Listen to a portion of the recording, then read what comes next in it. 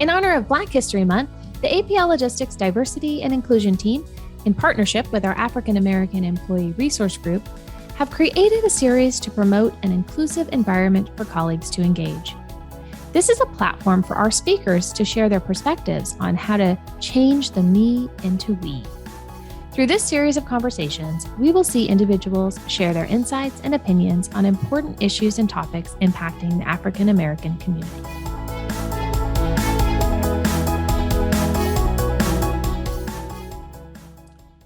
Well, welcome back to our final video in our APL Logistics series for Black History Month. I'm April Chapman, and I have been co-hosting these videos with our Director of Diversity and Inclusion, Lamont Nelson. Today, we will be having a conversation with Dameon Pope.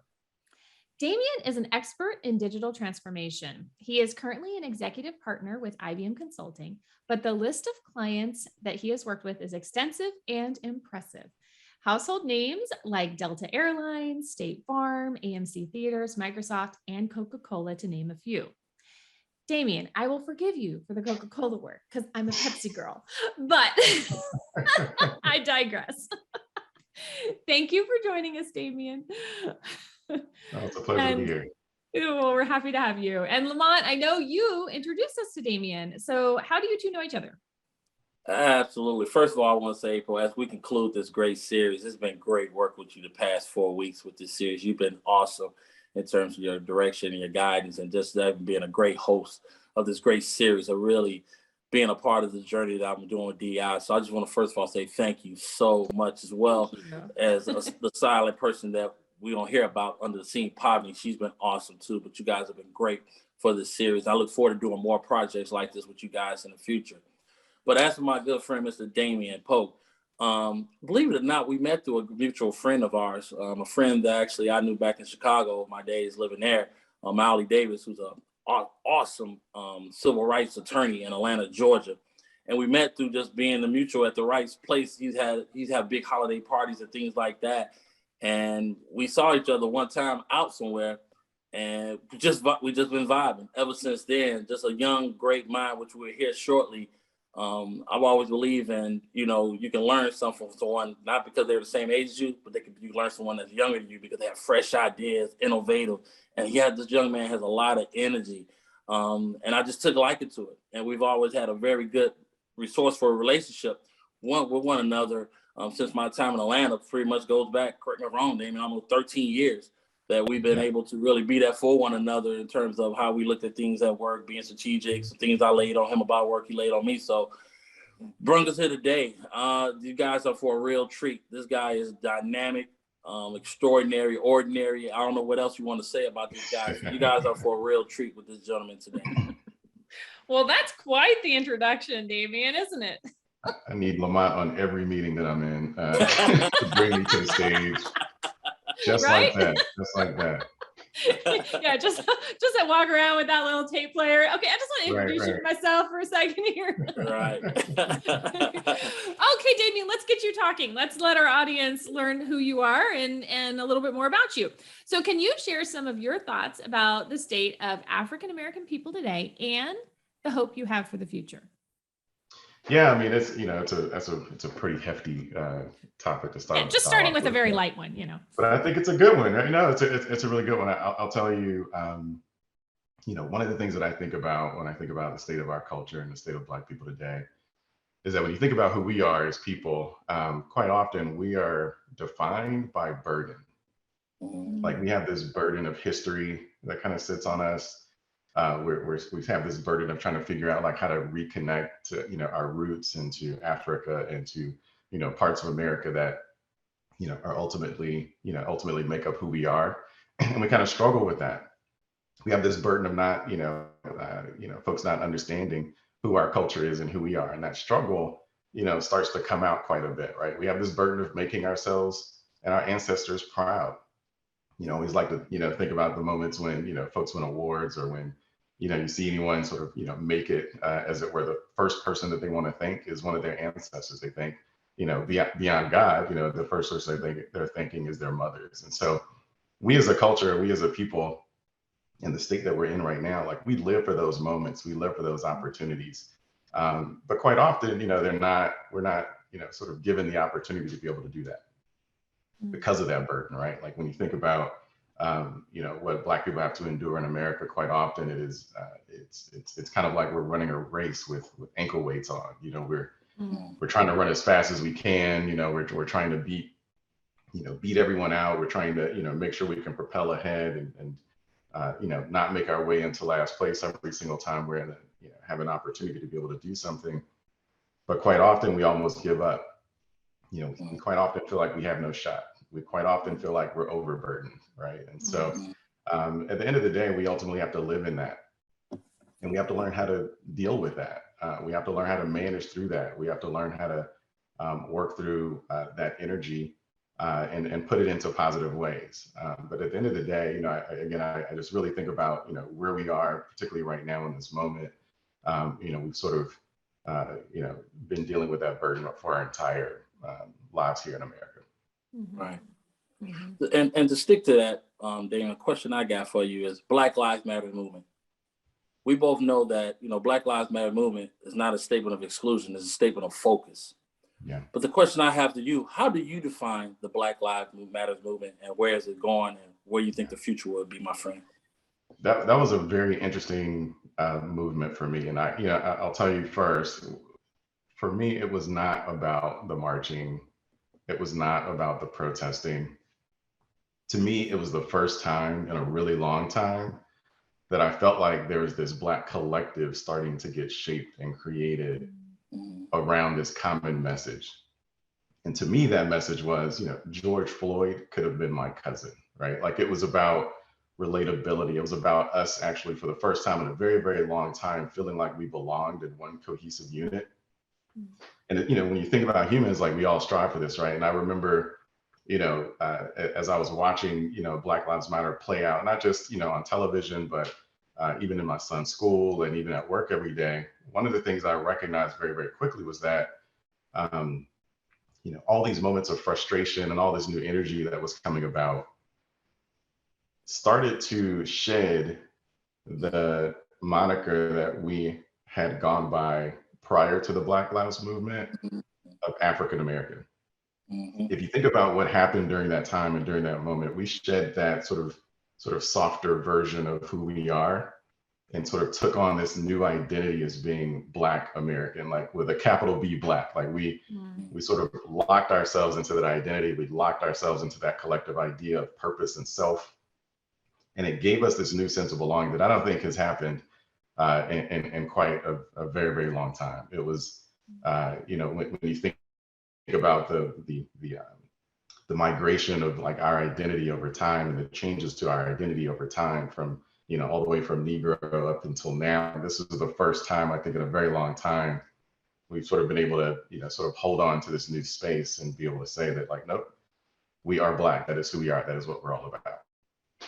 So that to me is what it was about. I'll tell you as a follow-up to that, not only did we get a sense of identity, we also started to force accountability to those around us who could also see themselves in the challenges that we were experiencing and the challenges that we were expressing during that movement. And you saw this playing out a lot in corporate America, where companies are standing up saying, we hear you, we understand you, we're by you. It's, there was a lot of that energy going on, but we've seen that before. I'll say for the first time though, that accountability, those conversations led to, okay, now, so what are you going to do about it? What now, what actions are you going to take, company, government, police force? What are you going to now do about it? Like, what's that actually going to look like? Even at a company like IBM, the one that I work for every day, which is a very conservative sort of, stalwart sort of brand, as I, sort of identify them as, we're talking a little bit earlier, like they'll never be sort of on the front lines of a movement like that. But the people within IBM understand and recognize the power that they have as IBMers as being sort of this organization of technologists who understand the impact that technology can have on race and decisions that are made in the world. As a brand, they sort of espouse this idea that, we're all about building a smarter planet. Let's put all of that energy, this idea that we can actually create and build a smarter planet into this challenge, into this opportunity, into this new identity that's being shaped for Black America into the injustices that we as people that were a part of this company were seeing. And so, we pushed a lot of action, during that time. Again, this accountability turned into action. It wasn't just about, again, saying, hey, we understand, we get you, we support you, here's the hug. It now shifted focus into us demanding that IBM discontinue their facial recognition technology because we had instances and showed instances of where it was biased against African Americans, and it was being used for the purpose of for police officers to be able to identify suspects in lineups. Wow. So we were able to do that, and by doing so, Microsoft quickly followed. They eliminated their AI recognition program. Google did the same, right? Like we created like a real change there. We started building up these new programs, supporting and pledging to ensure that we could educate more people about this industry that we're in, and more importantly, ensure that people in our industry have the opportunity to be able to understand the impact that they were having on people out in the world. Again, these are developers, designers, these are people coding things, but what you have to understand is that our world runs on technology. And because of that, those people who are building that technology have a role, even in big mega topics like this. And so, for me, like, Black Lives Matter became sort of this time when we were all sort of looking to define this new identity, this new collective identity that we all started to gravitate towards. It started to, seed out and create this level of empathy within companies and people within companies and organizations, and even got to a place where it started to inspire and create real, tangible action, not just the kind that is done in press releases and, in quick conversations in the hallway, but, these were things that ultimately help to shape and change the world, right? In a lot of different ways. The things that we're creating right now and doing right now as a result of the Black Lives Matter movement and the folks that led that and the collective that was responsible for bringing that to light, has created real change in this world. So it's a very exciting, even in a company like an IBM where, I really like that. I really like what you're sharing. And it's that whole idea that the collective, from is the change going to come from top down or from bottom up? Right? Because we can all look in the microcosm of where we are and what we do instead of being told how we're going to address this or how we're going to, as a company, do this. Because people they wait to see what the company, is going to do. But that's the problem. They're waiting because the company doesn't understand what you do on a daily level and how what you do can change. And it all happens in little conversations. In fact, I just had a conversation this last week. One of my friends said she listened to this really interesting podcast. And it was about this topic. And she said, let's just get together. Let's get together and let's talk about it. And then from that point, we said, what action point can I take that can make a difference? And we did come up with one. And so we're like doing that. And I think that's how change happens. And just like you were saying, just that conversation saying, what do we do in the technology space that can impact? And then boom, it starts impacting all these other places. And I love that story. I love that whole idea of taking it where you are today in your small group and figuring out what you can do. Absolutely. You're absolutely right. Great insight. I was gonna add to that, like, if you ask, or make the comment, does it start from the bottom down or the top up? The truth is it starts with both. Yeah. It starts with the bottom down, bottom up, because the folks that are at the bottom today are going to be the future folks at the top tomorrow. So if you instill those values and those perspectives and priorities in them today, if you think about the folks that were around 20 years ago when, a lot of these similar movements were underway, and you had young leaders who were just starting out in their careers, who are now senior executives and CEOs inside of their respective companies. Because of the impact that those things had on them 20 years ago, they're now able to, they can better empathize and create change and understand the importance of change within the organization and their role in doing it. Not to belabor the IBM conversation, but Ginny Rometty, who used to be the CEO of IBM, she was a 35-year vet at IBM, grew up, built, the sharpest human in the room. And when she retired a couple of years ago, because of this topic, she immediately started a coalition of companies, built this coalition of companies called 110, which is dedicated to training over 1 million Black Americans and placed them in tech companies over the next 10 years, right? And that's because as a woman growing up in technology, which is a very male-dominated industry, as you'd imagine, over the last 35 or so years, she recognized the importance of advocacy and making sure that minorities were supported, to the point that when she retired and when she left IBM, she said, I want to continue this mission and keep things going. So to that point, like, yes, you're absolutely right. It starts from the bottom up, but as well as the top down. Right. But it's those folks at the bottom who are the future ones at the top, that where those behaviors are instilled and those values are created. Wow. Thank you for that insight, Damian. Great in depth. I told you, April, the dynamic minds. I'm telling you, you get in here, a treat. But hey, Damian, I want to switch gears a little bit. I want to talk about you a little bit. You've heard they say that decisions determine your direction in life. What decisions have impacted your life to this day, personally and professionally, my friend? Yeah, no, I'll tell you, and I talk about this all the time. The one that really stands out was a decision to join an ad agency called Matlock Advertising and PR coming out of grad school. So I after graduating from Morehouse, I went to the UK. I went to grad school at the University of Leeds. I thought I was, the bee's knees. I won't say the word that I'm thinking about, but like I went there, came back home, and was fully expecting that I was going to get some, 6-figure, gig somewhere, and I was going to get welcomed with open arms, because if you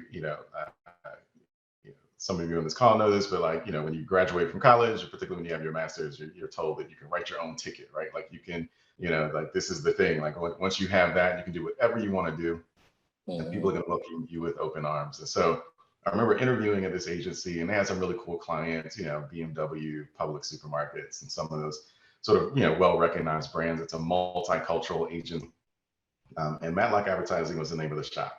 It was owned by a Morehouse grad, his brother Kent Matlock. He built this firm and built this empire based on his relationships at Dell Computers and Georgia Pacific, and some pretty big brands. And I go in the interview, and I'm kind of kicking back, like, hey, I've got my master's, like this is what I do, and I went to Morehouse, and you're a Morehouse grad, like, hey, just go ahead and give me this senior account role, and just let me take it from here. I got it. He offered me an assistant to the assistant account executive job. Yeah, pretty much close to the bottom of the barrel kind of gig. Right. Sounds like Dwight from The Office, assistant to the assistant. and he did it with a smile. Like, yeah, I hear all that, but can you go make these copies, right? And so it took me. This was one of those roles I had to sort of stand back and marinate on and sort of think through, like, is this the right role for me? Is this the right opportunity for me? Almost thinking that I was better than the opportunity, right? And so it took me a minute, but I'm glad I made the right decision. And one of the things that I recognized very, very quickly was that what Kent was trying to teach me was humility. He was trying to teach me that, like, hey, you can never walk into a situation thinking that you're the smartest one in the room. Like, that's not how this thing works. And particularly, that's not how this industry works. More importantly, that's not how the world works.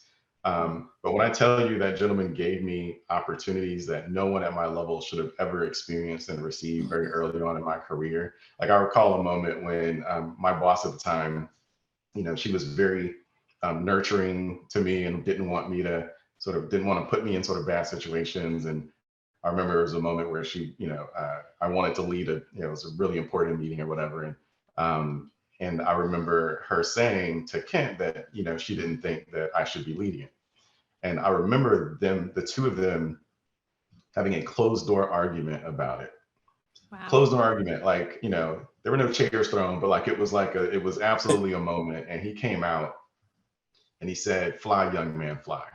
Like, that was the thing that he said. And she came out and was like, "All right, well, I guess you're going to be presenting next week." And so, he saw something in me that made him say, "I'm going to trust this gentleman with some of my most important brands and some of my most important clients." And he did that. I went from assistant AE, and I was promoted over 6 times in 5 years, eventually to become a VP and an account director. I ended up leading BMW, leading Public Supermarkets, which were 2 of our largest clients at the time. I helped to pitch and win new work from JP Morgan Chase and other brands. Again, he trusted that I could pull this off and I could make an impact on his business. And more importantly, I think he recognized that this was an opportunity for me to make an impact on myself. But again, throughout all of that, I learned patience, I learned humility, but it also catapulted me to the next level of my career. They say that, every step you take is, preparing you for your next. Like, this was this was a leap. This wasn't a step-by-step thing. This was a leap. He threw me in the fire. He knew I could handle it. I really thank him for that. And I think that opportunity for that, and that is something I certainly look back on and say, glad I did it. Glad I didn't go the ego route and go and take, Right. some random job and Well, go. it Not reminds learn. me of that saying, don't despise small beginnings. Yeah, absolutely. Because you never know where those opportunities are going to lead, Absolutely. Absolutely. Absolutely. Yeah.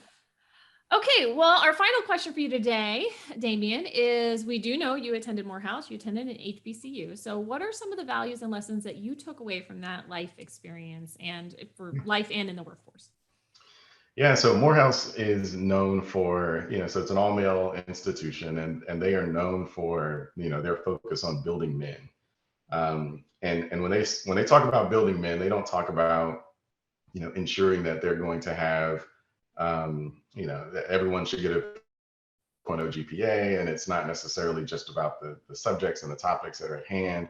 It really is about preparation for life. And it really is about ensuring that all the knowledge that you build is focused and skewed towards this idea that you have to understand who you are in this world before you can even think about applying, whatever your major is to that world, whether it's biology or English. If you're a biology major and you're pre-med and you want to become a doctor, you have to recognize that you're a Black male doctor. If you're going to become an English professor and you're getting your undergrad in English, you have to recognize that you are a Black professor. Like, you have to understand these things, and it's critical as a part of just human growth. Again, kind of going back to our conversation about identity, to be a part of that and to understand like your role and a part of that. So getting a sense of identity was extremely important while I was in undergrad, while I was in school at Morehouse, far beyond the academics and everything else that I've received. During the academics, though, I will say that, when I think about what I've applied today, I learned the art of storytelling. I as an English major, obviously I studied all the classics. I studied Shakespeare. I studied, all of those things, right? But more importantly, I studied the Langston Hughes of the world. I studied Anne Petrie. Like, there's a book. This is a side tangent. I hope we're not running out of time here. But Anne Petrie was one of my favorite writers. She wrote a book in the 40s called The Street, and this book sort of changed my perspective on storytelling. Like, she talks about the stories about this single Black mother who's raising a son in this sort of post-World War II Harlem environment. She's trying to make it, and she's trying to make things right. And you can only imagine, a Black woman raising a young Black male in the 1940s can't be easy. And the thing that was common in that story was this idea that the street was the thing, and really the character that kept coming for its pound of flesh, right? Like, it kept coming for her. It kept constantly trying to get and attack her kid, attack her well-being, her ability to be able to survive and make it. And this idea that you can impact someone that powerfully, right? Like, through the art of storytelling, and identify these sort of various characters that aren't the traditional characters that you think about, I still apply to this day. Like, I still apply the art of storytelling to the work that I do right now every day. I do courses inside of IBM on storytelling, right? And I talk about, how to craft a narrative for clients, because at the end of the day, clients is, for anyone that's in the consulting space, or anybody that, does the kind of work that I do, recognizes that clients don't necessarily buy technologies. They buy the stories that they're going to be able to tell about those technologies that they're creating. That's what they're buying. So this art of storytelling has had a pretty important impact on my life. And so storytelling is sort of one thing. I'd also say I also learned what success looked like. I had professors that were very big on making sure that we all were connected to professionals and people that looked like us, that we could see ourselves in. They brought them into class every day. They pushed us to go outside of class every day. They pushed me to study abroad, right? The reason I ended up in grad school in the UK was because I studied abroad in England in undergrad.